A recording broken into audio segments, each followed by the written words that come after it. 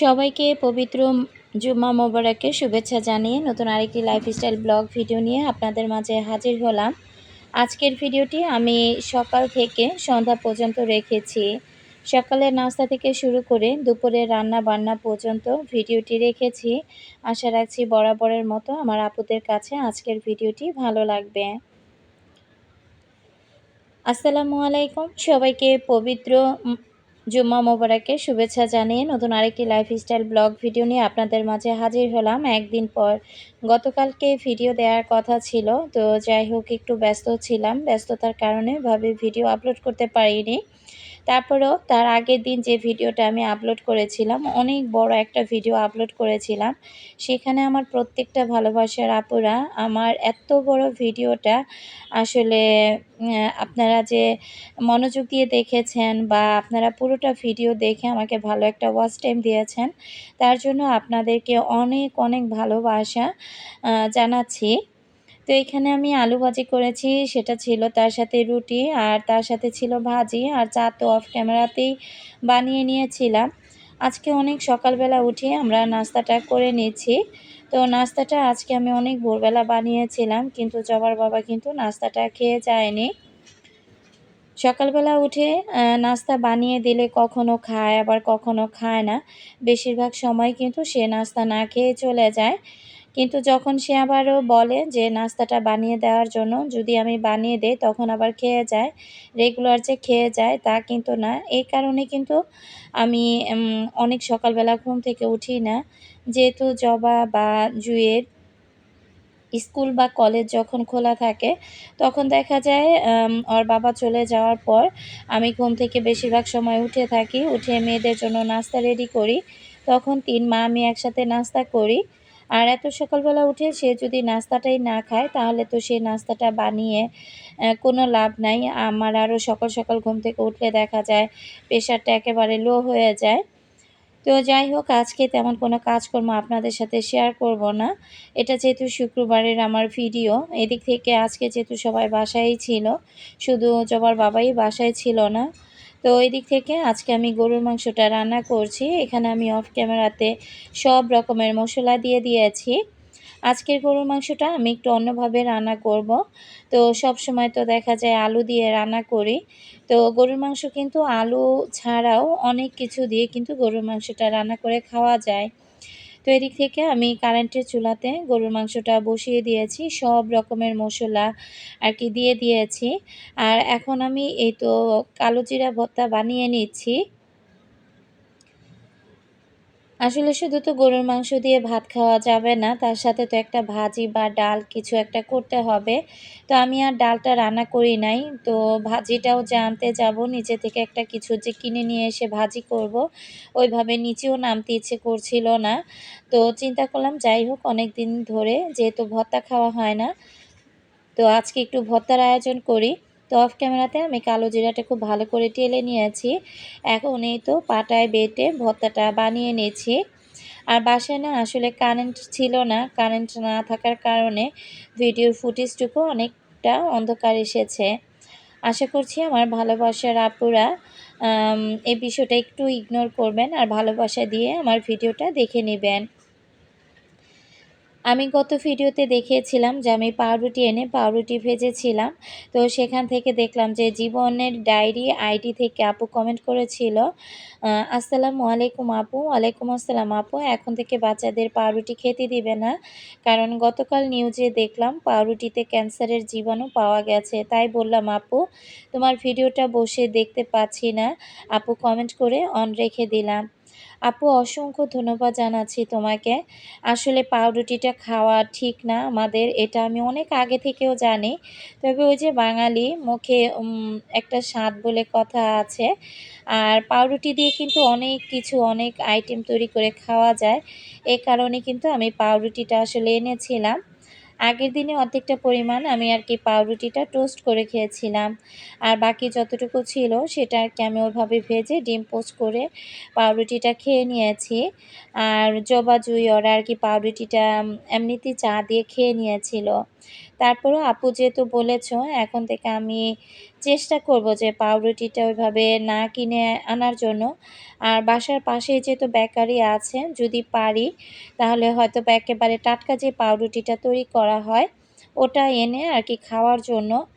আসলে কি দোকানের কোনো জিনিসই আমাদের ওইভাবে কিনে খাওয়াটা উচিত না। আমরা না দেখে না বুঝে আমরা তো অনেক কিছুই এভাবে আসলে কিনে খেয়ে ফেলি।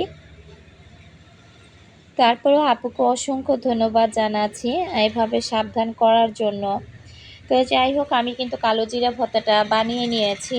আমি কালো জিরা ভর্তার মধ্যে সব সময় পরিমাণে রসুনটা একটু বেশি দিই। আজকে কাঁচামরিচ আর শুকনো মরিচও দিয়েছিলাম, দিয়ে তারপরে কালো জিরাটা ভর্তা বানিয়েছি। শুধু শুকনো মরিচ দিয়ে কালো জিরা ভর্তা বানালে গ্যাস্ট্রিকের কিন্তু একটু সমস্যা হয়ে থাকে।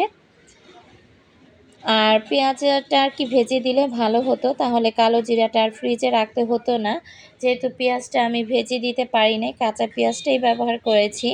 দুপুরে খাওয়া দাওয়ার পর যতটুকু থাকবে তারপর বাকিটুকু আমি নর্মাল ফ্রিজে রেখে দিব।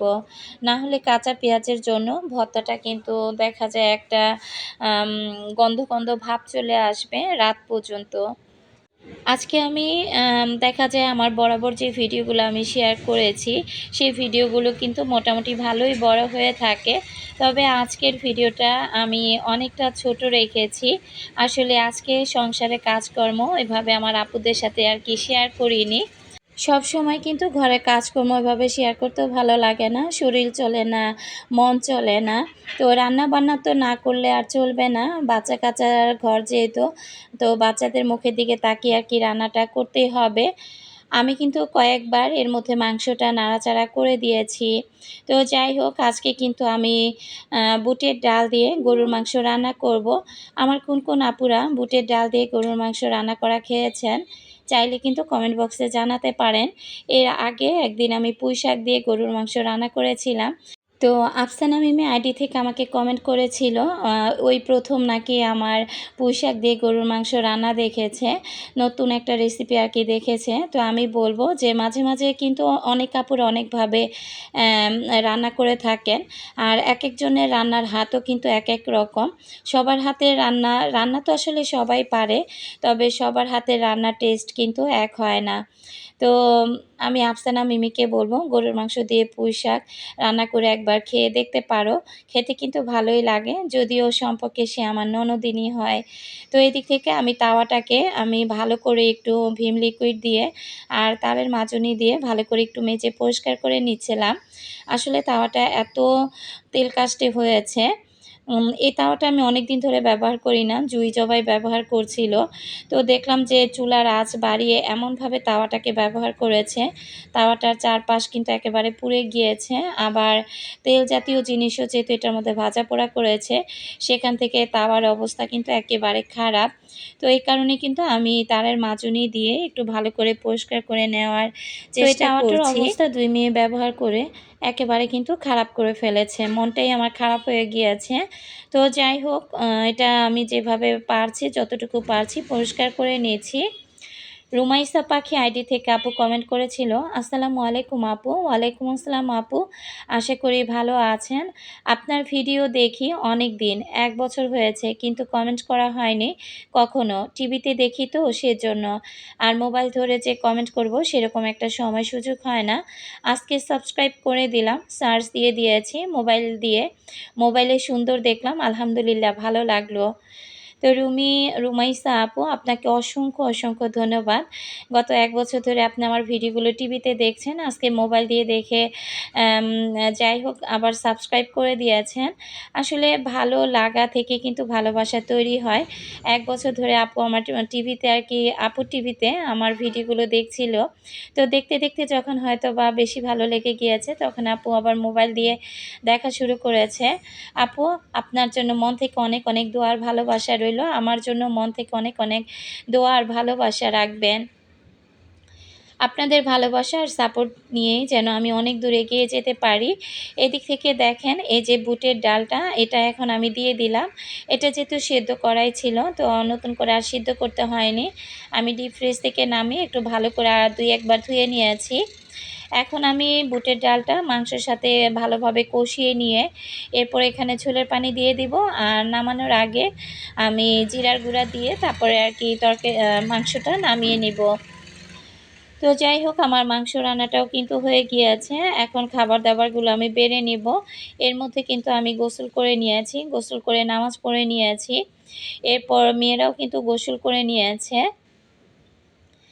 আমি অনেকদিন ধরে যেহেতু আপুদের কমেন্টসগুলো ওইভাবে পড়তে পারিনি, এখন থেকে ইনশাআল্লাহ চেষ্টা করব আমার ভালোবাসার আপুদের কমেন্টসগুলো এক এক করে পড়ে নেওয়ার জন্য। সীমা আক্তার আইডি থেকে আপু কমেন্ট করেছিল, আপু কেমন আছো? আমার প্রত্যেকটা আপুরাই আমাকে কমেন্টের লিখতে গেলে এখন আগে জিজ্ঞেস করে যে আপু তুমি কেমন আছো? আলহামদুলিল্লাহ আপু, আমি তোমাদের দোয়ায় ভালো আছি। আল্লাহ যখন যে হালে রাখে আমি সেইভাবেই বলে থাকি যে আলহামদুলিল্লাহ। আসলে আল্লাহর খুশি আমার খুশি। তোমার ভিডিওর অপেক্ষায় থাকি। তোমার গোছানো কাজগুলো আমাকে অনুপ্রেরণা দেয়। আর আপু তোমার কাজ থেকে না আমি তোমার কাজ থেকে আমি অনেক গুছিয়ে কাজ করি আর কি আপু। আমার কাজ দেখে দেখে এখন হয়তো আপু অনেক গুছিয়ে কাজ করে। সীমা আপু তোমাকে অসংখ্য ধন্যবাদ জানাচ্ছি। তো আসলে মানুষ তো দেখে দেখে অনেক কিছু শিখে। আমার প্রতিটা আপুর জন্য অনেক অনেক ভালোবাসা থাকবে। সন্ধ্যা হয়ে গিয়েছে, তো বারান্দায় দাঁড়িয়ে একটু ভিডিও ফুটেজ আপনাদের সাথে শেয়ার করলাম। মেহেদি গাছটা কিন্তু অনেক বড় হয়ে গিয়েছে। আমাদের জন্য সবাই দোয়া রাখবেন। আজকে এ পর্যন্ত। আল্লাহ হাফিজ। আসসালামু আলাইকুম।